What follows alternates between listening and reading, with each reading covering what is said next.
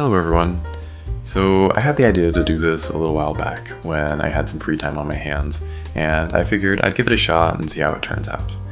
I've always been extremely passionate about public health, and a huge part of public health is health promotion and health communication.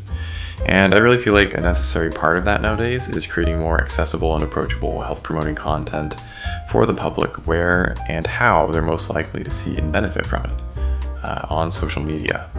I think in general, physicians and other public health institutions have been really slow to adapt to this, and to a certain extent that really has been for the worse, as the space has already been filled with so many different people making all kinds of health claims without any kind of medical training or real accountability, all too often in an attempt to sell something or gain followers by making deliberately controversial or conspiratorial statements that erode trust in healthcare professionals and institutions that do actually have those checks and balances in place.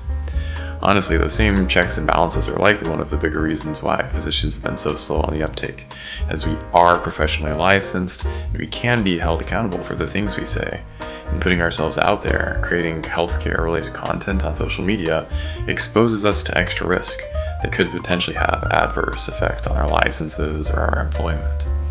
Obviously, there are notable exceptions like Dr. Mike, who makes pretty patient-friendly, digestible content, or Dr. Glockenflecken, who makes content more targeted towards other healthcare professionals. But again, those are individuals.